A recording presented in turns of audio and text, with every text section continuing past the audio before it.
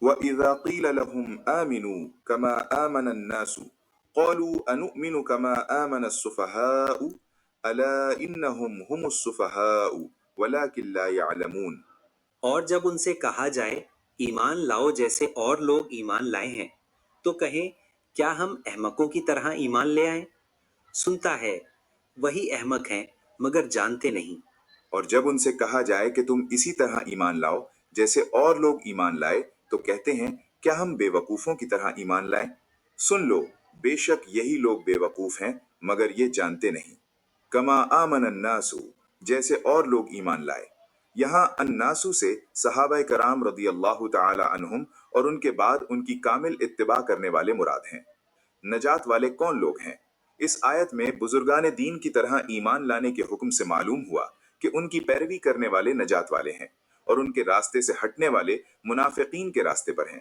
اور یہ بھی معلوم ہوا کہ ان بزرگوں پر طعن و تشنیع کرنے والے بہت پہلے سے چلتے آ رہے ہیں۔ اس آیت کی روشنی میں صحابہ اور ائمہ اور بزرگان دین رحمت اللہ تعالی علیہم کے متعلق اپنا طرز عمل دیکھ کر ہر کوئی اپنا راستہ سمجھ سکتا ہے کہ صحابہ کے راستے پر ہے یا منافقوں کے راستے پر۔ نیز علماء اور صلحاء اور دینبار لوگوں کو چاہیے کہ وہ لوگوں کی بدزبانیوں سے بہت رنجیدہ نہ ہوں، بلکہ سمجھ لیں کہ یہ اہل باطل کا قدیم دستور ہے۔ نیز دینداروں کو بے وقوف یا دقیہ نوسی خیالات والا کہنے والے خود بے وقوف ہیں۔ صحابہ کرام کی بارگاہ الہی میں مقبولیت۔ اس آیت سے یہ بھی معلوم ہوا کہ تاجدار رسالت صلی اللہ تعالی علیہ وآلہ وسلم کے صحابہ کرام رضی اللہ تعالی عنہم اللہ تعالیٰ کی بارگاہ کے ایسے مقبول بندے ہیں کہ ان کی گستاخی کرنے والوں کو اللہ تعالیٰ نے خود جواب دیا ہے۔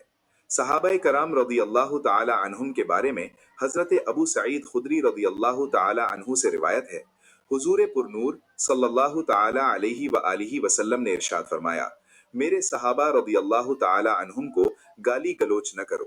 ان کا مقام یہ ہے کہ اگر تم میں سے کوئی احد پہاڑ کے برابر سونا اللہ تعالیٰ کی راہ میں خرچ کرے تو اس کا ثواب میرے کسی صحابی رضی اللہ تعالی عنہ کے ایک مد یعنی ایک چھوٹی سی مقدار بلکہ آدھا مد خرچ کرنے کے برابر بھی نہیں ہو سکتا۔ اور اللہ تعالیٰ کے اولیاء کے بارے میں حضرت ابو ہریرہ رضی اللہ تعالی عنہ سے روایت ہے، حضور اقدس صلی اللہ تعالی علیہ وآلہ وسلم فرماتے ہیں کہ اللہ تعالیٰ نے فرمایا، جو میرے کسی ولی سے دشمنی کرے اسے میں نے لڑائی کا اعلان دے دیا۔ اس سے ان لوگوں کو نصیحت حاصل کرنی چاہیے جو صحابہ کرام رضی اللہ تعالی عنہم کی بے ادبی اور گستاخی کرتے ہیں اور اللہ تعالیٰ کے اولیاء کے بارے میں غلط عقائد اور نظریات رکھتے ہیں۔